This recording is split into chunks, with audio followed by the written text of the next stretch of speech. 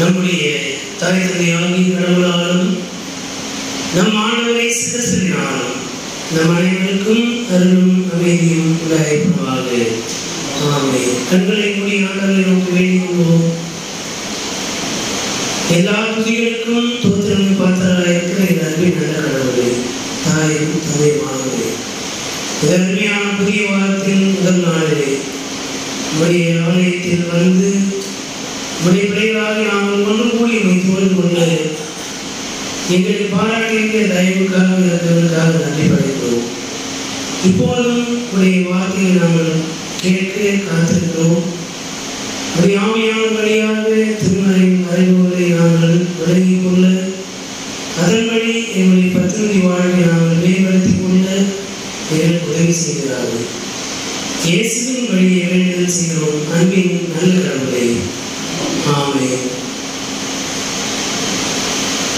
திருத்துவ திருநாளுக்கு பின்வரும் 25ஆம் ஞாயிறு என்று சொல்லப்படுகிற இந்த நாளிலே படித்து சிறியபடியாக தெரிவு செய்யப்பட்டுள்ள நற்செய்தி பகுதி தூய மத்தேயு எழுதின நற்செய்தி நூல் 25ஆம் பிரிவு திருவசனங்கள் 31 தொடங்கி 46 வரை அடங்கிய திருவசனங்களை படிக்க அனைவரும் எழுந்து நின்று கவனமாய் கேட்போம்.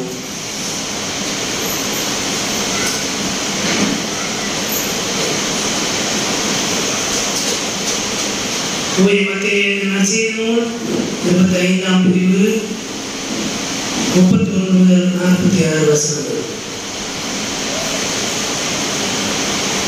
வானதூதர் அனைவரும் புடைசூழ மாநில மகன் மாட்சியுடன் வரும்போது தம் மாட்சிமிகு அரியணையில் வீற்றிருப்பார். எல்லா மக்களினத்தாரும் அவர் முன்னிலையில் ஒன்று கூட்டப்படுவர். ஓர் ஆயர் செம்மறியாடுகளையும் வெள்ளாடுகளையும் வெவ்வேறாக பிரித்து செம்மறியாடுகளை வலப்பக்கத்திலும் வெள்ளாடுகளை இடப்பக்கத்திலும் நிறுத்துவது போல் அம்மக்களை அவர் வெவ்வேறாக பிரித்து நிறுத்துவார். பின்பு அரியணையில் வீற்றிருக்கும் அரசர் தம் வலப்பக்கத்தில் உள்ளோரை பார்த்து, என் தந்தையிடமிருந்து ஆசி பெற்றவர்களே, வாருங்கள். உலகம் தோன்றியது முதல் உங்களுக்காக ஏற்பாடு செய்யப்பட்டிருக்கும் ஆட்சியை உரிமை பேராக பெற்றுக்கொள்ளுங்கள். ஏனெனில் நான் பசியாயிருந்தேன், நீங்கள் உணவு கொடுத்தீர்கள். தாகமாயிருந்தேன், என் தாகத்தை தணித்தீர்கள். அந்நியனாக இருந்தேன், என்னை ஏற்றுக்கொண்டீர்கள். நான் ஆடையின்றி இருந்தேன், நீங்கள் எனக்கு ஆடை அணிவித்தீர்கள். நோயுற்றிருந்தேன், என்னை கவனித்துக் கொண்டீர்கள். சிறையில் இருந்தேன், என்னை தேடி வந்தீர்கள் என்பார். அதற்கு நேர்மையாளர்கள், ஆண்டவரே, எப்பொழுது உம்மை பசியுள்ளவராக கண்டு உணவளித்தோம், அல்லது தாகமுள்ளவராக கண்டு உமது தாகத்தை தணித்தோம்? எப்பொழுது உம்மை அந்நியராக கண்டு ஏற்றுக்கொண்டோம், அல்லது ஆடை இல்லாதவராக கண்டு ஆடை அணிவித்தோம்? எப்பொழுது நோயுற்றவராக அல்லது சிறையில் இருக்கிறவராக கண்டு உம்மை தேடி வந்தோம் என்று கேட்பார்கள். அதற்கு அரசர், மிகச் சிறியோராகிய என் சகோதரர் சகோதரிகளுள் ஒருவருக்கு நீங்கள் செய்ததையெல்லாம் எனக்கே செய்தீர்கள் என உறுதியாக உங்களுக்கு சொல்லுகிறேன் என பதிலளிப்பார். பின்பு இடப்பக்கத்திலே உள்ளோரை பார்த்து, சபிக்கப்பட்டவர்களே, என்னிடமிருந்து அகன்று போங்கள். அலகைக்கும் அதன் தூதருக்கும் ஏற்பாடு செய்யப்பட்டிருக்கிற என்றும் அணையாத நெருப்புக்குள் செல்லுங்கள். ஏனெனில் நான் பசியாயிருந்தேன், நீங்கள் எனக்கு உணவு கொடுக்கவில்லை. தாகமாயிருந்தேன், என் தாகத்தை தணிக்கவில்லை. நான் அந்நியனாயிருந்தேன், நீங்கள் என்னை ஏற்றுக்கொள்ளவில்லை. ஆடையின்றி இருந்தேன், நீங்கள் எனக்கு ஆடை அளிக்கவில்லை.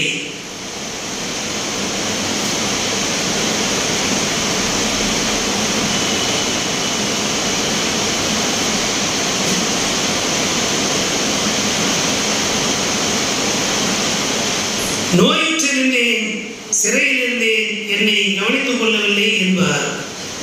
அதற்கு அவர்கள், ஆண்டவரே, எப்பொழுது நீர் பசியாகவோ தாகமாகவோ அந்நீராகவோ ஆடையின்றியோ நோயுற்றோ சிறையிலோ இருக்க கண்டு உமக்கு தொண்டு செய்யாதிருந்தோம் என கேட்பார்கள்.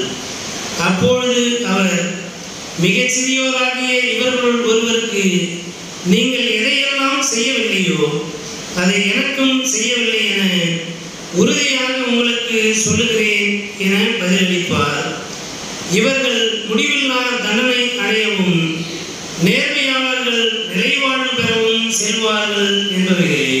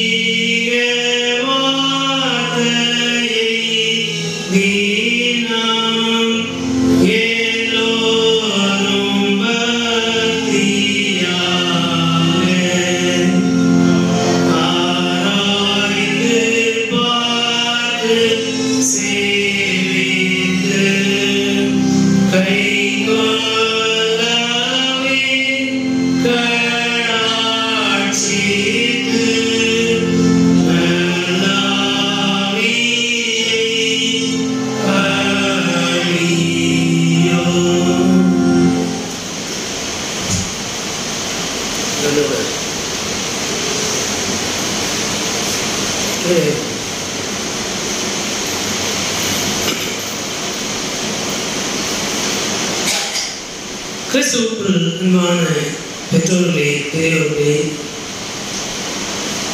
அருமையான பிள்ளைகளே, உங்கள் அனைவரையும் மூவர் கடவுளின் திருப்பெயராலே வாழ்த்தி வரவேற்கின்றேன்.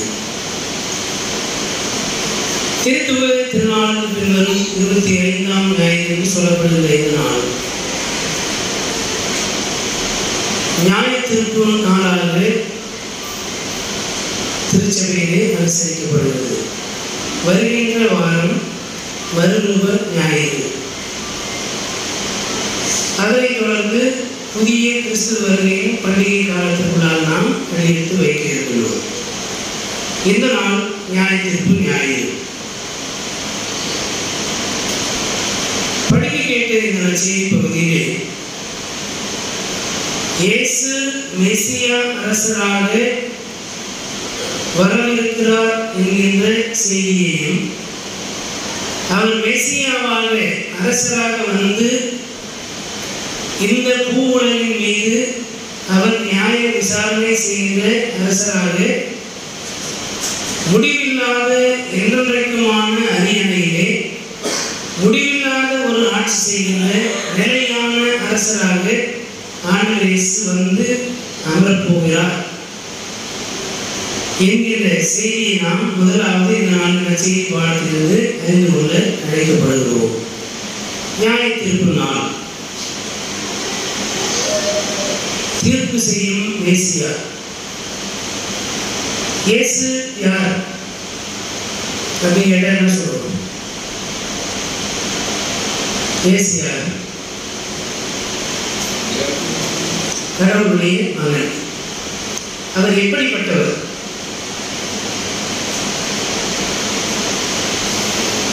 எப்படிப்பட்டவர்?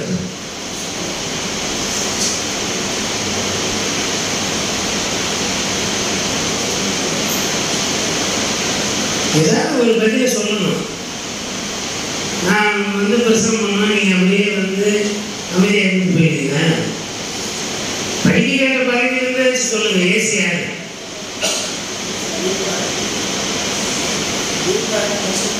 மீட்பர், பரிசுத்தர். சொல்லுமா? எனக்கு கேட்குற மாதிரி சொல்லுங்க.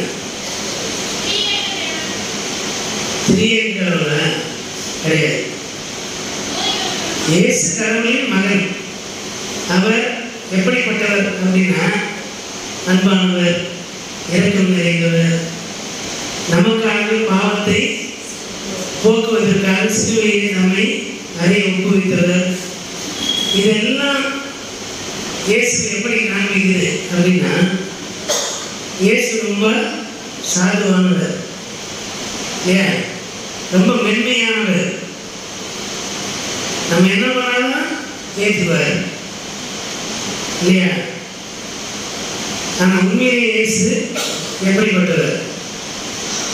இயேசு அநீதியை சகித்துக் கொள்ளாத ஒரு ஆண்டவர். இயேசு மனிதனாகவும் கடவுளாகவும் அநீதியை சகித்துக் கொள்ளாதவர். கடவுளுக்கு ஒரு பேர் என்ன? அநீதியை பொறுத்து கொள்ளாத கடவுள். பாவத்தை வேறறுக்கின்றவர், பாவியை நேசிக்கிறவர். பாவியை பாவியாகவே சேர்த்துக் கொள்வார். ஆனால் அவரிடத்தில் வந்த பிறகு என்ன பண்ணிடணும்? பாவத்தை விட்டுவிட வேண்டும். அவர் கூட இருந்துகிட்டே பாவம் செய்யலான்னு நினைக்கக்கூடாது. இயேசுனுடைய முதல் வருகையிலே இயேசு மனிதனாக நம்மை போல பாடுகள் உள்ளவராக நமக்காக சிலுவையிலே நம்மை ஒப்பு கொடுக்கும்படிக்கு கடவுளுடைய அன்பை இந்த மனுக்குலத்தின் மீது விளங்க பண்ணுகிறவராய் ஆண்டவர் இந்த உலகத்திலே வந்தார். இயேசுடைய இரண்டாம் வருகை எப்படி இருக்கும்?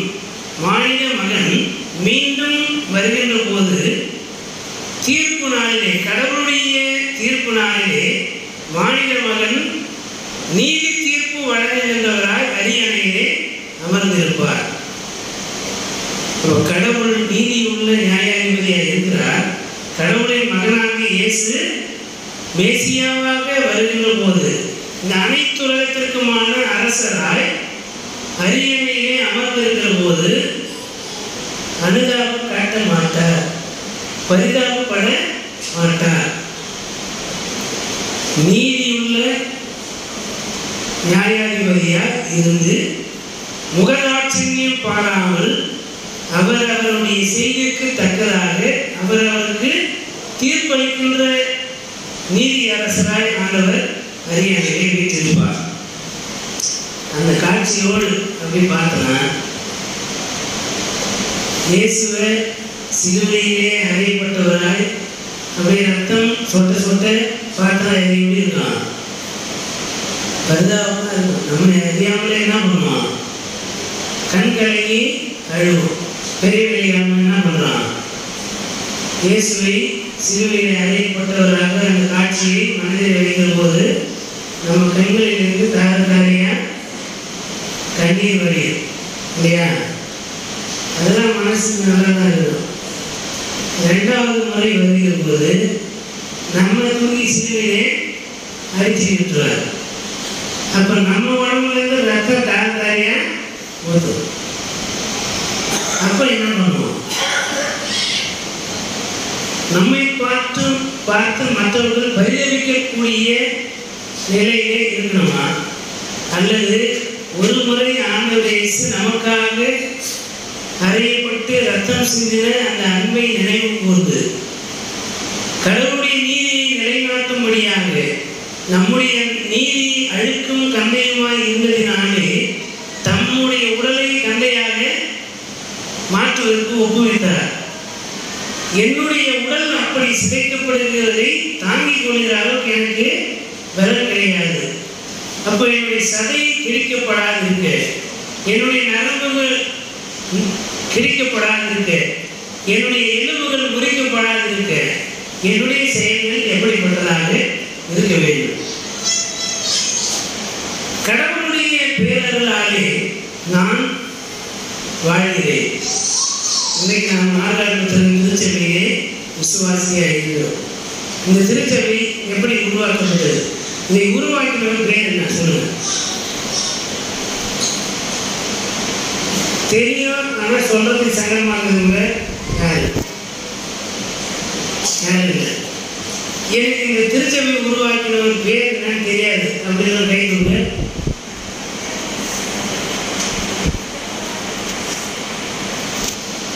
சொல்லுங்க, எல்லாரும் கைதுங்க. தெரிஞ்சவங்க நான் கேட்பேன், கைதுங்க பேரை கேட்பேன். இந்த ஆர்காடு திருச்சபையை உருவாக்கியவர் பேர் எனக்கு தெரியாதுன்றவங்க நேரடியாக கைதுங்க. கைது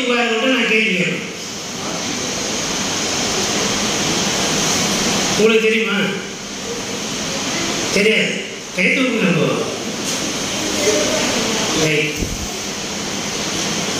நம்ம அப்பா அம்மா பேர் தெரியல அப்படின்னு சொன்னா எவ்வளோ அசிங்கம் இல்லை? ஆமாவா இல்லையா? நாம் இன்றைக்கு இந்த திருச்சபை இந்த ஆலயத்தில் உட்கார்ந்து கடவுளின் பிள்ளைகள் என்று இருக்கிறோம். ஒருவேளை இங்கே இருக்கிறவங்க யாருமே திருச்சபையினுடைய நிறுவனத்தில் வேலை செய்யல. அது நம்ம அப்பா அம்மா பேர் தெரியாமலே இருக்கிறது எவ்வளோ அசிங்கமோ அது மாதிரி தான் நம்ம இருக்கிற இந்த திருச்சபையை உருவாக்கினவர்களுடைய பேர் தெரியாமல் இருக்கிறது தான் அது ஒரு அசிங்கம் தான். சரிங்களா? 1812ஆம் ஆண்டு பிப்ரவரி மாதம் 10ஆம் தேதி ஜெர்மனி நாட்டில் பிறந்து இந்தியாவிற்கு வந்து இப்போது இருக்கிற டிஹெச் சர்ச் தமிழ் சுவிசேஷ லுத்தரன் திருச்சபையிலே லைப்சிக் மிஷனுடைய மிஷனரியாக இந்த தமிழ்நாட்டுக்கு வந்து தரங்கம்பாடியிலே வேலை செய்து அங்கிருந்து மேற்பட்டாம்பாளத்துக்கு வந்து பெத்தானியா என்கின்ற பெயரிலே சாதி மறுப்பு திருச்சபை என்ற பெயரிலே திருச்சபை உருவாக்கி சாதி பார்க்க மாட்டேன் அப்படின்னு சொன்னவர்கள் எல்லாம் ஒன்றா வைத்து உருவாக்கிற திருச்சபை தான் ஆர்காடு திருச்சபை. அந்த திருச்சபை உருவாக்கினவர் ஆசிரியர்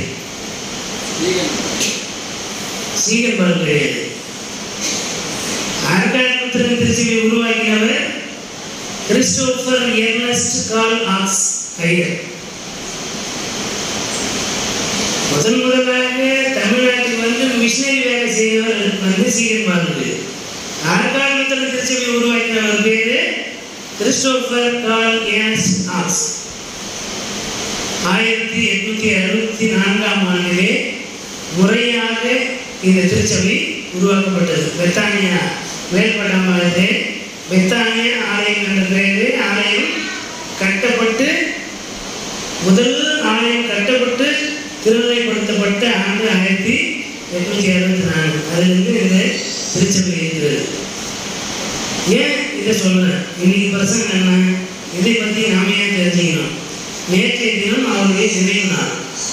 1873ஆம் ஆண்டு நவம்பர் மாதம் 16ஆம் தேதி ஆசிரியர் இறந்து போனார். அவருடைய கல்லறை மேல்பட்டாம்பாளத்தில் இருக்கிற அவர் கட்டி எழுப்பின அந்த ஆலயத்துக்குள்ளே அவருடைய உடல் இருந்தது.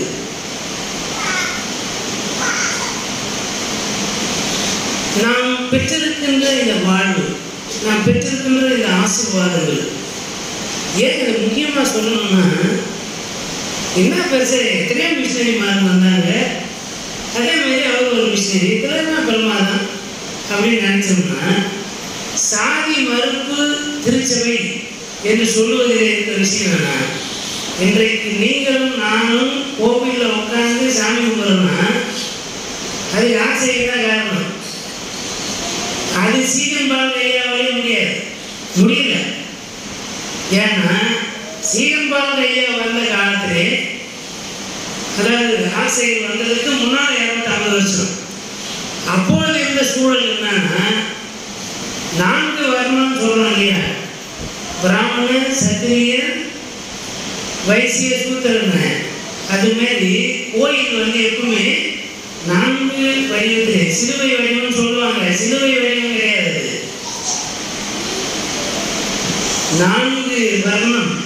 சாதியத்தின் அடிப்படையிலே இந்த ஜாதிகாரன் அந்த ஜாதிகாரன் பார்க்கக்கூடாது, அவங்க இவனை பார்க்கக்கூடாதுங்கிறாங்க. இது வந்து பிராமணர்கள் வந்து உட்கார்றலாம், இது சத்திரியர்கள் வந்து உட்கார்றலாம், இது வைசியர்களுக்கான இடம், இது சூத்திரர்களுக்கான இடம்ன்ற மாதிரி தீர்த்து வைக்கப்பட்டுதான் கோயிலே கட்டப்பட்டது. நீங்கள் சிலுவை வழியிலே கோயில் இருக்கிற எந்த இடத்துக்கு போனீங்கனாலும் எல்லா இடத்திலும் எல்லாரும் ஒரு காலத்திலே உட்கார்ந்து விட முடியாது. உயர் ஜாதிக்காரர்கள் சொல்லிக் கொள்கிற உட்கார்ந்து ஒரு இடம், தாழ்த்தப்பட்டவர்கள் கோயிலுக்குள்ளே அனுமதிக்கப்படாத ஒரு காலம் இருந்தது. கிறிஸ்தவம் வந்துடுச்சு, ஆனாலுமே ஆலயத்துக்குள்ளே தாழ்த்தப்பட்ட மக்கள் போக முடியாத ஒரு காலம் இருந்தது. அப்படி விசுவாசியா வந்துடலாம், ஐயாலாம் ஆக முடியாது. அது ஒரு காலம். இப்படிப்பட்ட காலங்களை எல்லாம் உடைத்து இந்த ஆறாயிரத்தி திருச்சபையை உருவாக்கி இதிலே எல்லாரும் சமம், எல்லாரும் எல்லாமும் பெற வேண்டும் என்பதை இப்ப திராவிட கொள்கைகள் சொல்றோம் இல்லையா? அதுக்கு முன்னாலே பெரியார் பிறப்பதற்கு முன்பாகவே இங்கே சாதி மறுப்பு என்ற கொள்கையை உருவாக்கியவர் தான் ஆசிரியர். அவர் உருவாக்கிய திருச்சபை தான் இந்த ஆற்காடு திருச்சபை. இன்னைக்கு எல்லா இடங்களிலுமே இருக்குது. நம்முடைய திருச்சபையுடைய பள்ளிகள் பெரும்பாலும் மேட்டுக்குடிகள் அல்லது உயர் சாதியை சொல்லிக் கொள்கிறவர்கள் இருக்கிற இடத்துல இருக்காது. ஏன்னா நம்முடைய மக்கள் படிக்க வேண்டும் என்பதற்காகத்தான் எங்கெல்லாம் காலனி இருக்குதோ, எங்கெல்லாம் தாழ்த்தப்பட்ட மக்கள் இருக்கிறார்களோ அங்கேதான் டேனிஷ் மிஷன் பள்ளி இருக்கும். அங்கே பட்டியல் சமூக மக்களும் சாதியவாதிகள் சொல்லிக் கொடுக்கிற மக்களும் ஒன்றாக இணைந்து படிக்கக்கூடிய சூழல் இருந்தது. அந்த சூழலை உருவாக்கியவர் ஆசிரியர். விசுவாச பிரமாணம் படிக்கிறோம் இல்லையா? நான் பிசாசையும் அவன் செய்ய எல்லாவற்றையும் அவன் ஆடம்பரம் எல்லாவற்றையும் விட்டு விடுகிறேன். பிசாசு இடத்துல என்ன இருக்கணும் தெரியுமா? பிசாசு என்ன? நம்ம ஏதோ ஒரு வடிவத்தை கொம்பு இருக்கோம், பல்லு நீட்டிக்கிட்டு இருக்கோம், அப்படிலாம் நினைச்சுட்டு இருக்கோம். சாதி இருக்குது பாருங்க, அது ஒரு மிகப்பெரிய பிசாசு. நான் தான் பெரியவன் அப்படின்ற எண்ணம் இருக்குல்ல, அது ஒரு பிசாசு.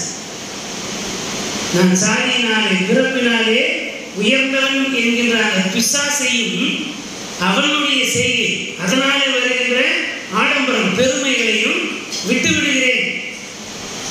அப்ப இந்த சபைக்குள்ள நான் விசுவாசியா இருக்கணும்னா எனக்குள்ளே சாதிய எண்ணம் இருக்க கூடாது. இங்க எல்லாருமே நாம் ஒரே மக்கள். ஆனால் பல்வேறு சமூக மக்கள் வாழ்கின்ற திருச்சபைகளும் உண்டு. இன்றைக்கு திருச்சபைக்குள்ளே சாதியத்தின் அடிப்படையிலே குருசேகரங்களை பிரித்து ஆலயங்களை கட்டி சாதி பெருமை பேச நினைக்கிற மக்கள் நம்ம திருச்சபையை அனுமதிக்கப்படுகிறார்கள். இதெல்லாம் கலையப்பட வேண்டும். புதுசா ஏதாவது அதிகாரத்துக்கு வந்துட்டா நான் நினைக்கிறதான் நடக்கணும்னு நினைக்கிற ஒரு செருக்கு நிறைந்த மனிதர்கள் இருக்கிறார்கள். இப்படிப்பட்ட சூழல்களிலே இந்த மாதிரியுடைய நற்செய்தி பகுதியின் வழியாக நாம் உணர்ந்து கொள்ள வேண்டிய செய்தி என்னன்னா, நான் பசியாக இருந்தேன், எனக்கு உணவு கொடுத்தீர்கள். நான் உடை இல்லாத இருந்தேன், எனக்கு உடை கொடுத்தீர்கள். நான் நோயுற்றிருந்தேன், என்னை விசாரிக்க வந்தீர்கள். நான் சிறைப்பட்ட நிலையில் இருந்தேன், தனிமையாக இருந்தேன், விசாரிப்பதற்கு ஆளற்றவராக 38 வருஷமாக பெதஸ்தா குளத்தண்டையிலே படுத்து கிடக்கிறவனை போல நானும் கிடந்தேன். என்னை விசாரிக்கிற ஆளே கிடையாது. இன்றைக்கு நான் இங்கே ஐயா வந்த பிறகு பார்த்த மிகவும் மனதை நெருங்கிய ஒரு விஷயம், நம்ம ஊர்ல இருந்து உள்ள ஒரு கிலோமீட்டர்ல இருளர் இனம் என்று சொல்லப்படுகின்ற பழங்குடி மக்கள் இருக்கிறார்கள். அங்கே அந்த மக்கள் உணவுக்கு வழி இல்லாமல் இருக்கிறார்கள். அந்த பிள்ளைங்களை போய் பார்த்த ஒரு 7 பிள்ளைங்க அங்கே இருந்தாங்க. இந்த வில்லேஜ் ஹெல்த் நர்ஸ் அப்படின்னு சொல்றாங்க, விஹெச்என், அவங்களாம் அந்த மக்களை சந்திக்கவே மாட்டாங்க போல. அந்த பிள்ளைகளுக்கு சரியான மருத்துவம் கிடையாது. இளம் பிள்ளை வாழ்த்தினாலே அவர்கள் சரியான உடல் வளர்ச்சி இல்லாமல் இருக்கிறார்கள். இந்த உலகம் எப்படிப்பட்டது என்று தெரியாத நிலையிலே ஏதோ அவங்க இருக்கிற அந்த சூழலும் அந்த மரத்தை வெட்டி வேர்களை கரியாக்குவதுதான் அவருடைய வாழ்க்கை. வேறு எதுவுமே தெரியாத நிலையிலே அந்த மக்கள் இருக்கிற காட்சியை நான் பார்த்தேன். இப்படித்தான் கோடிக்கணக்கான மக்கள் இந்த உலகம் எவ்வளவு பெருசுன்னே தெரியாம தாங்கள் தங்கள் வேலை 3 வேலை சூழ்ந்த போது தந்த துணியை போதும் என்று நினைத்து கொண்டு வாழ்கின்ற அபலமான சூழலில் தான் நாம் எல்லாம் நல்ல உணவு, நல்ல உடை, நல்ல படிப்பு, நல்ல வேலை என்று சுகபோகமாக வாழ்ந்து கொண்டிருக்கிறோம். எனக்கு வேலை இல்லை அப்படின்னு நினைக்கிறோம். வேலையே செய்ய முடியாத மக்கள் எல்லாம் இருக்கிற உலகத்தில் தான் நாம் இருக்கிறோம். ஆசிரியர் இந்த உலகத்தில் இந்த திருச்சபையை உருவாக்கியிருக்கிறாவிட்டால் நம்மிலே எத்தனை பேர் உணவில்லாதிருப்போம், உடையில்லாதிருப்போம். ஒருவேளை விசுவாசிகளாக இருக்கிற நீங்கள் இந்த திருச்சபையினாலே வேலை வாய்ப்பு என்ற பலன் அடையாமல் இருக்கலாம். ஆனால் எல்லாவற்றுக்கும் மேலான ஆசீர்வாதம் கடவுளுடைய வார்த்தை கேட்க பார்த்தீங்களா, அதுதான் மிகப்பெரிய ஆசீர்வாதம். இல்லையா? விசுவாசிங்களா? நாம் போன்ற காணிக்கையில மாத்திரம் நான் இங்கே ஐயா இருக்கணும், என்னால் இங்கே ஐயா இருக்க முடியாது. சரிங்களா? ஏன் இதை சொல்றேன்னா, நீங்கள் எவ்வளவு காணிக்கை கொடுக்குறீங்க, எத்தனை % கேட்குறீங்க, எத்தனை பேருக்கு இந்த வாய்ப்பு கிடைத்திருக்கிறது. ஒரு இண்டிபெண்டன்ட் மினிஸ்ட்ரி பண்ணுறாங்க ஊழியக்காரங்க, அவங்களாம் போய் இன்னைக்கு வசனத்தை சொல்லி செய்தி அறிவித்தால்தான் அந்த விசுவாசி ஏதாவது ஒரு 100 ரூபாய் கொடுத்தாதான் அந்த ஊழியக்காரருக்கு அன்னைக்கு அந்த குடும்பத்தை நடத்த முடியும். அது அவருடைய செயல் பார்க்குறது. விசுவாசிகள் அப்படி ஒரு ஊழியக்காரன் வராமல் போனால் உங்களுக்கு கடவுளுடைய வார்த்தையே கிடைக்காது. அப்போ இந்த இடத்திலே ரொம்ப கம்ஃபர்டாக உட்கார்ந்து நாம் கடவுளை ஆராதிக்கிறோம். கடவுளுடைய வார்த்தையை இலவசமாக சொல்வதற்கு போதகர் இருக்கிறார். நீங்கள் கண்டிப்பாக எனக்கு காசு கொடுக்கணும்னு கட்டாயம் இல்லை இல்லையா? நீங்கள் காசு கொடுத்தா தான் என் பிரச்சனை உங்களுக்கு சொல்ல முடியுற நிலைமை இங்கே இல்லை. அப்போ நான் இந்த ஊழியத்திலே போதகராக இருக்கிறேன். ஒரு எங்கேயோ இருக்கிற ஐகுணம் என்ற கிராமத்திலிருந்து வந்து படித்து ஆளாகி இன்றைக்கு போதகராக இருக்கிறேன்னா அதற்குள்ளாக இருக்கிறது ஆசிரியனுடைய ஒப்படைப்பு. நான் ஐயாயிட்டேன். என்னால இந்த திருச்சபைக்கு என்ன பயன்? நான் பசியா இருந்து எனக்கு உணவு கிடைத்தது. நான் உடையில்லாத இருந்த சாரவங்கோடியில் தான் நான் படித்தேன். எங்கள் அப்பா அம்மாவுக்கு நாங்கள் 6 பிள்ளைகள். 6 பிள்ளைகளுமே நம்ம ஆட்டாரத்தில் திருச்சபையுடைய ஹாஸ்டலில் தான் படித்தோம். 2 ஆண் பிள்ளைகள், நானும் என் கணவனும் சாரவங்கோடியில் படித்தோம். என்னுடைய 3 சகோதரிகள் சீலவாம் விடுதியிலே படித்தார்கள். என்னுடைய ஒரு சகோதரி, மூத்த சகோதரி மேற்பட்டமாக படித்தார்கள். இப்போ திரும்ப சொல்றேன், நன்றி உணர்வோடு இந்த திருச்சபையும் இந்த நிறுவனங்களும் இல்லாவிட்டால் நாங்கள் இன்றைக்கு இப்படி வளர்ந்திருக்கவே முடியாது.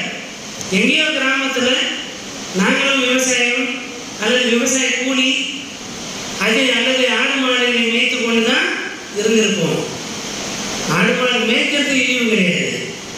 அதற்கு மேல் நம்மாலே வளர முடியாத நிலையில் இருந்திருப்போம். படிப்பறிவு கிடைத்திருக்கிறது. சமூக அந்தஸ்து நாகரிகம் அடைந்த இந்த உலகத்திலே நமக்கு ஒரு அந்தஸ்து மரியாதையும் கிடைத்திருக்கிறது. அதற்கு காரணம் ஆசிரியர். அந்த ஆசிரியருக்குள்ள இப்படி ஒரு எண்ணம் வந்துச்சுன்னா அதற்கு எல்லாம் மூல காரணம் சிலுவை. அல்லையா? கிறிஸ்துவும் அவரது சிலுவையின் மீட்பு செயலும் தான் ஆசிரியரை இங்கு கொண்டு வந்து சேர்ந்துச்சு. அவர் கடவுளுடைய அன்பை கிறிஸ்துவனுடைய மீட்பு செயலை பெற்றிருந்தார். அதனாலே அவர் ஈர்க்கப்பட்டு நான் எதையாகிலும் கிறிஸ்துவுக்காக கடவுளுக்காக கடவுளுடைய அன்பை பெற்றுக் கொண்டிருக்கிற நான் எதையாகிலும் ஆண்டவருக்கு செய்ய வேண்டும். நான் பெற்ற இந்த ஆசீர்வாதங்கள் கிடைக்கப் பெறாத மக்களுக்கு அது சென்று சேர வேண்டும் என்பதற்காக தம்மை அர்ப்பணித்து தமக்கான அந்த கம்ஃபர்ட் ஜோன், எல்லா வசதியும் உடைய ஒரு வாழ்வை துறந்துவிட்டு இந்த பெத்தானியா மேல்பட்டாமல் என்ற கிராமத்தில் வந்து, இன்னைக்கு பெரிய டவுன் அது, அன்றைக்கு அது மிகப்பெரிய புது கிராமம் தான். எல்லா கிராமங்களை போல அதுவும் ஒரு அறியப்படாத கிராமம் தான். அந்த இடத்திலே திருச்சபை நிறுவி இன்றைக்கு அது ஆலமரம் போல பரவி கடுகு விதையை போல அது பெரிய ஜீவ விருட்சமாக மாறி இருப்பதால் தான் இன்றைக்கு நாம் வாழ்வு பெற்றிருக்கிறோம். உடையில்லாத இருந்தேன், உடையை பெற்றுக்கொண்டேன். உணவில்லாத இருந்தேன், உணவை பெற்றுக்கொண்டேன். விசாரிக்க ஆள் இல்லாத கிராமத்தில் இருந்தேன். மற்றவர்களை விசாரிக்கிற இடத்துக்கு ஆண்டவர் நம்மை கொண்டு வந்து நிறுத்துகிறார் என்றார். இதை நாம் எவ்வளவு உக்கரானத்துவம் நிறைந்தவர்களாக இருக்கிறோம். எத்தனை மக்களுக்கு நாம் ஆண்டவருடைய வார்த்தையை நாம் அறிவிக்கிறோம். எத்தனை ஏழைகளுக்கு உணவு அளித்திருக்கிறோம். எத்தனை ஏழைகளுக்கு நாம் உடை கொடுத்திருக்கிறோம். எத்தனை மனவேதனையோடு இருக்கின்ற மக்களுக்கு ஆறுதல் சொல்லியிருக்கிறோம். கடவுளை பற்றி, கடவுளுடைய அன்பை பற்றி அறியப்படாத மக்களுக்கு என்று நாம் என்னத்தை செய்திருக்கிறோம் என்பதை நமக்கு நாமே தற்பரிசோதனை செய்து கொள்ள வேண்டிய அவசியத்திலே இருக்கின்றோம். கடவுளுடைய நியாயாசனத்திற்கு முன்பாக நாம் இருப்போமே, ஆனால் நமக்கு அளிக்கப்படக்கூடிய தீர்ப்பு என்னவாக இருக்க வேண்டும் என்பதை தீர்மானிக்க வேண்டிய பொறுப்பு நம்மிடத்திலே இருக்கிறது. என் பிதாவினால் ஆசீர்வதிக்கப்பட்டவர்களே உள்ளே வாருங்கள். கடவுளால் ஆசீர்வதிக்கப்படுதல் என்பது என்ன தெரியுமா? நாம் அவரிடத்திலிருந்து எவ்வளவு பெற்றுக்கொண்டோம் என்பதனாலே கடவுள் எனக்கு இதை கொடுத்திருக்கிறார், வீடு கொடுத்திருக்கிறார், வாசல் கொடுத்திருக்கிறார், நல்ல மனைவி கொடுத்திருக்கிறார், நல்ல கணவனை கொடுத்திருக்கிறார், நல்ல பிள்ளைகளை கொடுத்திருக்கிறார், அதனாலே நாம் ஆசீர்வதிக்கப்பட்டவர்கள் அல்ல. அதையெல்லாம் வைத்து இந்த சமூகத்திற்காக நாம் என்னத்தை செய்திருக்கிறோம்? அப்பொழுதுதான் நாம் கடவுளாலே ஆசீர்வதிக்கப்பட்டவர்கள். கடவுளால் உணவு கொடுத்திருக்கிறார், உடை கொடுத்திருக்கிறார், எல்லாமே கொடுத்திருக்கிறார். அதனாலே நாம் ஆசீர்வதிக்கப்பட்டவர்கள் என்று நாம் நினைச்சு இருக்கிறோம், நாம் சொல்லி இருக்கிறோம். அது ஒரு பக்கம். ஆனால் கடவுள் நம்மை பார்த்து என் பிதாவினால் ஆசீர்வதிக்கப்பட்டவர்களே உள்ளே வாருங்கள் என்று சொல்ல வேண்டுமானால், இதுவரைக்கும் ஆண்டவரிலிருந்து நாம் பெற்றுக்கொண்டிருக்கின்ற பணம், பொருள், பதவி, செல்வம் இவை எல்லாவற்றையும் மற்றவருடைய வாழ்வு செழிப்படைவதற்காக எவ்வளவு அதை செலவிட்டு இருக்கிறோம். நான் உணவில்லாத போது எனக்கு கடவுள் உணவளித்ததினாலே நான் ஆசீர்வதிக்கப்பட்டவன் என்பது எவ்வளவு உண்மையா? எத்தனை உணவில்லாதவருக்கு நான் உணவு கொடுத்திருக்கிறேன். 5000 பேர் கூடியிருக்கிற இடத்துல ஆண்டவர் இயேசு அந்த மக்களை பார்த்து பரிதவிக்கிறார், மனதுருகினார். திரளான மக்களை கண்டு ஆண்டவர் இயேசு மனதுருகினார் என்று சொல்லி திருமறை சொல்கிறது. அப்போ அந்த மனதுருகி அச்சோ என்ன பண்றது அப்படின்னு சொல்லிட்டு அப்படியே போயில்ல. இந்த மக்கள் என்னோடு கூட 3 நாட்கள் இருக்கிறாங்க, இவங்களுக்கு நான் எதையாக செய்ய வேண்டும் என்று சொல்லி உங்களிடத்தில் என்ன இருக்கிறது என்று கேட்கிறார். ஒரு சின்ன பையன் என்ன பண்ணான், என்னிடத்திலே 5 அப்பம் இருக்கிறது என்று சொல்லி சொல்லுகிறார்.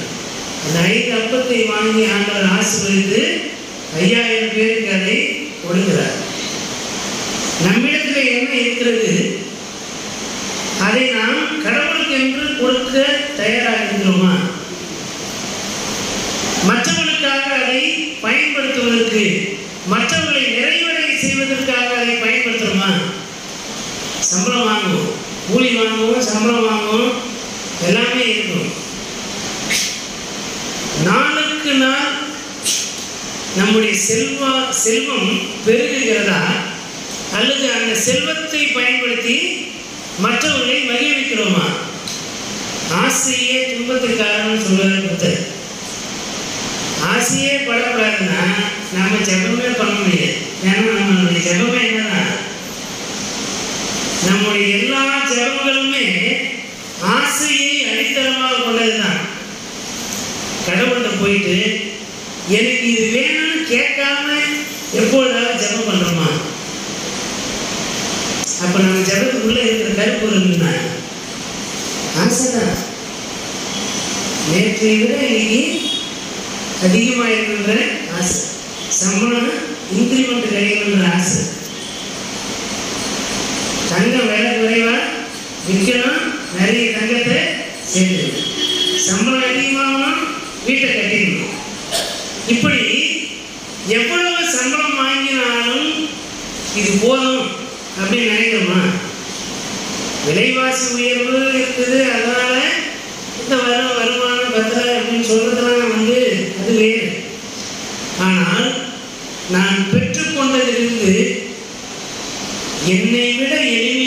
மக்களுக்காக எண்ணத்தை நான் பகிர்ந்திருக்கிறேன், எண்ணத்தை இழந்திருக்கிறேன்.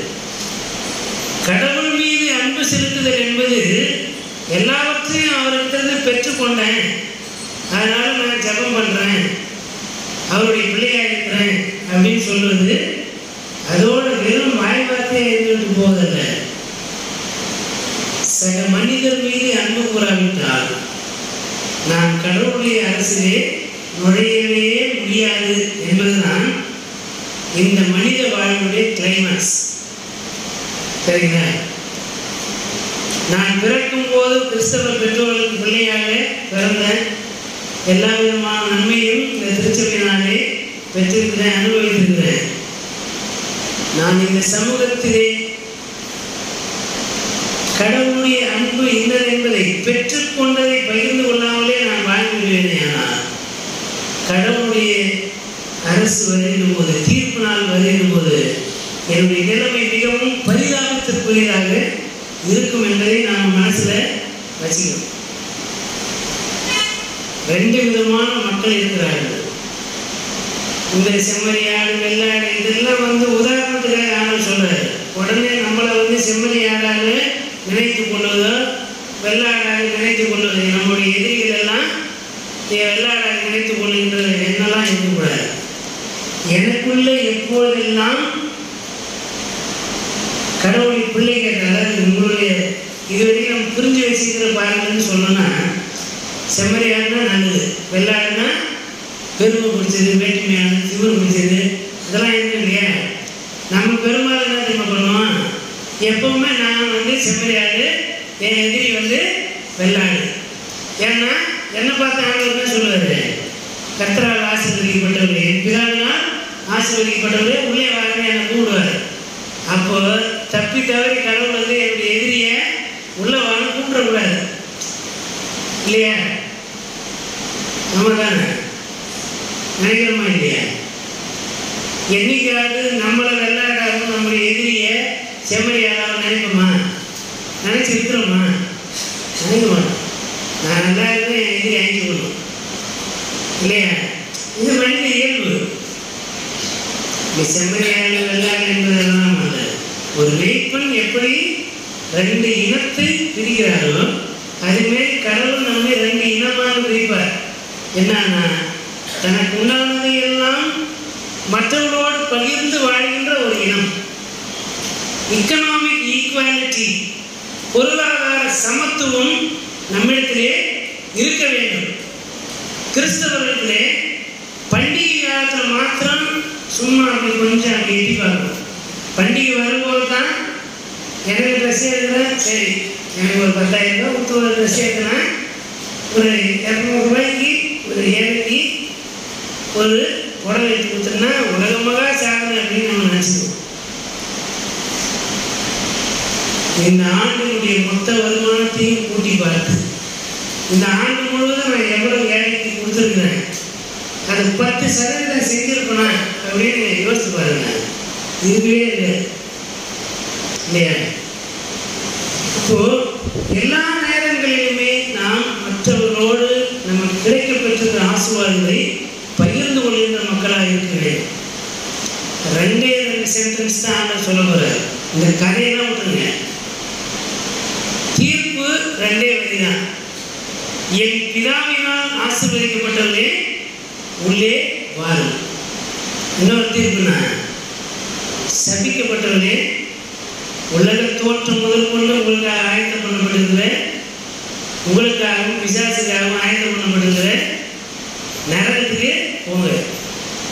இந்த 2 தான் தீர்ப்பு நமக்கு முன்பாக வைக்கிறார். எனக்குள்ளே நான் எப்போதெல்லாம் பகிர்தலில் உள்ள உடையவனாக இருக்கிறேன், எப்பொழுதெல்லாம் மற்றவர்களை சுரண்டி பிடிக்கிறேன், எப்பொழுதெல்லாம் மற்றவர்களோடு எதையுமே பகிர்ந்து கொள்ளக்கூடாது என்று நினைக்கிறேன். பகிர்ந்து கொள்ளக்கூடாது, அடுத்தவனை பற்றி கவலை கிடையாது, அடுத்தவனை நான் விசாரிக்க வேண்டிய அவசியம் இல்லை, எனக்கு கிடைத்தா போதும் அப்படின்ற மனநிலையிலிருந்து எனக்கு கிடைக்கப்பெற்ற நன்மைகளையும் ஆசீர்வாதங்களையும் உணவையும் உடையையும் என்னை விட இல்லாத மக்களோடு கொஞ்சம் பகிர்ந்து கொள்கிறேன் என்ற மனப்பக்குவத்திற்குள்ளாக என்னை நான் மாற்றிக்கொள்ள இந்த நாளிலே அழைக்கப்படுகிறேன். அல்லேலூயா. இந்த கன்வர்ஷன், இந்த மனமாற்றம் நமக்கு தேவையாக இருக்கிறது என்பதைத்தான் இந்த நாளிலே ஆண்டவர் நமக்கு உணர்த்துகிறார். எனக்கு அருமையானது, கடவுளுடைய வார்த்தையை கேட்போம், படிப்போம், அதன்படி நாம் வாழ்வோம். ஒரு விவசாயி என்ன பண்ணுறாரு? விலைக்கு போகும்போது கண்ணீரோடு போகிறார். இந்த பயிர் விளையுமா விளையாதா, மழை வருமா வராதா, பூச்சி பிடிக்காமல் இருந்தால் நல்லா இருக்குமே, இல்லை பூச்சி பிடிச்சா இருக்கு நிறைய மருந்து அடிக்கிற செலவாகுமே. அப்போது எல்லாருக்குமே இருக்கிற ஒரு இயல்பு, பூச்சி பிடிக்காதுன்னா செலவு பிடிச்சது, மழை வந்துட்டா தண்ணி பாய்ச்ச வேண்டிய அவசியம் இல்லை, உழைப்பு மிச்சம். இப்படி ஏதாவது மிச்சமாகி ஆனால் லாபம் மாத்திரம் நிறைய இருக்கணுன்ற ஆசை எல்லாருக்குமே இருக்கும் இல்லையா? ஆனாலும் அந்த விவசாயி தான் விலையை எடுத்துக்கொண்டு போகிற போது விளைச்சல் எப்படி இருக்குமோ என்ற அங்காய்ப்போடு தான் போகிறான். கடவுள் மீது ஒரு நம்பிக்கை இருக்கும். கடவுள் நல்ல நேரத்தில் மழையை கொடுக்கணும், நல்ல பலனை கொடுக்க வேண்டும் என்று கடவுளத்திலே வேண்டிக் கொண்டுதான், கடவுள் மேல பாரத்தை போட்டுதான் விவசாயம் செய்கிறார். அள்ளித்தூவும் விதை சுமக்கிறவன் அழுது கொண்டு போகிறான். தான் அறுத்த அரிகளை திரும்ப சுமந்து கொண்டு வருகிற போது கம்பீரமாய் வருகிறான் இல்லையா? நாம் கடவுளின் பிள்ளைகளானால் அவரிடத்திலிருந்து ஆசீர்வாதத்தை பெற்றுக் கொள்கின்ற போது மகிழ்ச்சியாய் வருகிறோம். அதை கொடுக்கணும்னு நினைக்கும் போது அழுகிறோம். மற்றவர்களோட பகிர்ந்து கொள்ளணும்னா அது நமக்கு கசப்பாக இருக்கும். ஆனாலும் நாம் பகிர்ந்து கொள்வோமே. ஆனால் கடவுளுடைய அரசு வருகிற போது, அவருடைய நீதி தீர்ப்பு நாளிலே அவர் நமக்கு கொடுக்கின்ற அந்த நிலை வாழ்வு என்கின்ற வாக்கு தத்துவமும் ஆசீர்வாதமும் நம்மை கம்பீரமாய் நிலைநிற்க செய்யும். அல்லேலூயா, அல்லேலூயா. ஆண்டவருடைய வார்த்தையின்படி நாம் வாழ்வோமே. ஆனால் எந்த இடத்துல வைக்கப்பட்டு போக மாட்டோம். எந்த இடத்துல நாம் தலைமுறையில் நிற்க வேண்டிய அவசியம் இருக்காது. கடவுளுடைய வருகையே வந்தாலும் அவருடைய நியாயாசனத்துக்கு முன்பு துணிவோடு நிற்கத்தக்கதாக நாம் கடவுளுடைய வார்த்தைக்கு பணிந்து நடப்போமானால், கடவுளுடைய நீதி தீர்ப்பினாலே அவருக்கு முன்பாக அவருடைய பிள்ளைகள் என்கின்ற உரிமையோடு துணிவோடு அவருக்கு முன்பாக நாம் நிற்க முடியும். இல்லாவிட்டால் நம்ம என்னதான் கூலி குறிக்கினாலும் கடவுள் மனம் இறங்கவே மாட்டார். ஏன்னா அப்பொழுது அவர் இரக்கத்தின் ஆண்டவராக அல்ல, நீதியுள்ள நியாயாதிபதியாக இருப்பார். ஆகவே கடவுள் நீதி அரசர் என்பதை உணர்ந்து நாம் குற்றமற்ற வாழ்வு, மற்றவர் மீது அன்பு செலுத்தி வாழ்கின்ற வாழ்வு, பொறுப்புள்ள வாழ்வை வாழ வேண்டும் என்கின்ற அந்த ஒப்படைப்புக்குள்ளாக வாழ்வதற்கு நாம் கடவுளின் வார்த்தையை பற்றிக் கொள்வோம், கிறிஸ்துவின் மாதிரியை பற்றிக் கொள்வோம். நரிகளுக்கு குடி உண்டு, ஆகாயத்து பறவைகளுக்கு கூடுகள் உண்டு, மனிதகுமாரனுக்கு தலைக்க சாய்க்க இடமில்லை என்று சொல்கிற போது ஆண்டவர் தமக்கென்று எதையும் சொந்தமாக சேர்த்து வைத்துக் கொள்ளவில்லை. கடவுளுடைய தந்தையாம் கடவுளுடைய வார்த்தையின் வழி அவர் உலகத்திலே வாழ்ந்தார். அப்படிப்பட்ட வாழ்வை தான் நாமும் வாழ வேண்டும் என்று வலியுறுத்துகிறார். அப்படிப்பட்ட வாழ்வை வாழ்வோம். இந்த உலக வாழ்வு மண்ணானது, இதுக்கு ஒரு முடிவு உண்டு. ஆனால் இந்த முடிவில்லாத வாழ்வை சுதந்திரத்துக் கொள்வதற்கு, இந்த முடிவுள்ள வாழ்விலே பொறுப்புள்ளவராக வாழ்வதற்கு, கடவுளுடைய வார்த்தையின்படி வாழ்வதற்கு நாம் அழைக்கப்படுகிறோம் என்கிற மேலான சிந்தையை மனதில் வைத்து நம்மை நாம் ஆண்டவருக்கு ஒப்பு கொடுப்போம். எல்லாவற்றையும் செய்து நிறைவேற்றுவதற்கான ஆற்றலை ஆண்டவர் நமக்கு தருவார். என் வார்த்தை இன்று நான் உங்களுக்கு விதிக்கிற கட்டளைகளையும் நியமங்களையும் கற்பனைகளை நீங்கள் கை கொண்டு நடந்தால் உங்களை 1000 தலைமுறை மட்டும் ஆசீர்வதிக்கிறவராக இருக்கிறேன். என் வார்த்தைகளின்படி நடவாமல் போனால் 3ஆம் 4ஆம் தலைமுறை வரையிலும் விசாரிக்கிறவராக இருப்பேன். அதுக்கு அர்த்தம் நிலை வாழ்வு, தண்டனை தீர்ப்பு. எதை நாம் சுதந்திரமாக்கிக் கொள்ளப் போகிறோம் என்பதை கடவுளுடைய வார்த்தையை வைத்தே நாம் நம்மை நிதானித்து அறிவோம். இதை நிதானித்து அறிவோம், அதை நாம் புரிந்து கொள்ளவும், பகுத்து ஆய்ந்து கடவுளின் திருமணத்தின் வழி வாழவும். கடவுள் தம்முடைய ஆவியான வழியாக அருளையும் ஆசீர்வாதத்தையும் ஞானத்தையும் அருள் வரைகளையும் அறிவையும் நிறைவாய் தந்திருப்பார்கள். ஆமென். கண்களை மூடி ஆண்டவரை நோக்கி வேண்டிக் கொள்வோம். அனைத்து ஆசீர்வாதங்களுக்கும் ஊற்றாயிருக்கிற அன்பின் நல்ல கடவுளே, இந்த திருச்சபை ஆண்டின் கடைசி நாட்களிலே இருக்கிறோம். கிறிஸ்து பிறப்பின் வழியாக நன்மைகளையும் ஆசீர்வாதங்களையும் நிறைவாய் பெற்றுக்கொண்ட நாங்கள், கிறிஸ்துவின் போதனைகளை இந்த ஆண்டு முழுவதும் கற்று அறிந்திருக்கின்ற நாங்கள், நம்முடைய தீர்ப்பு நாளிலே குற்றமற்றவர்களாய் விளங்கும்படிக்கு ஆண்டவர் தம்முடைய ஆவியான வழியாக ஒவ்வொரு நாளும் உமக்கு உகந்தவராக வாழும்படிக்கு எங்களுக்கு நீர் அருளின ஆசீர்வாதங்களையும் அருள்வரங்களையும் நல்ல ஈவுகளையும் மற்றவர்களோடு பகிர்ந்து வாழும்படியான கிருபையின் வரங்களை ஒப்படைக்கும் நிறைந்த ஆவியை எங்களுக்கு கட்டளையிடுகிறார்கள். ஒவ்வொரு நாளும் எங்களை தாங்குகிறார்கள், ஒவ்வொரு நாளும் எங்களை வழிநடத்துகிறார்கள், ஒவ்வொரு நாளும் உடைய வார்த்தையின்படி எங்களை நடக்க காத்துக் கொள்கிறார்கள். எல்லாவற்றையும் திருக்கரத்துக்கு ஒப்புகிறோம். எங்களை ஆண்டு கொள்ளும், வழிநடத்தும், பலப்படுத்தும், காத்துக்கொள்ளும். இயேசு என்ற திருப்பெயரை முன்னிட்டு வேண்டுதல் செய்கிறோம் எங்கள் அன்பு நிறைந்த நல்ல கடவுளே, ஆமென். அனைத்து ஆற்றல் நிறைந்த நம்முடைய தாயும் தந்தையுமாகிய கடவுளுடைய அன்பும் நம்முடைய ஆண்டவர் மீட்பருமாகிய இயேசு கிறிஸ்துவுடைய அருளும் அமைதியும் தூய ஆவியானவருடைய வல்லமையுள்ள பாதுகாப்பு பராமரிப்பும் மாறாத நித்திய உடன்படிக்கையின் உறவும் ஐக்கியமும் வாழ்த்துதான் இன்றும் இன்றும் எல்லா காலம் நம் அனைவரும் நீடித்து நிலைத்திருந்து வழித்து காப்பனவாக. ஆமென்.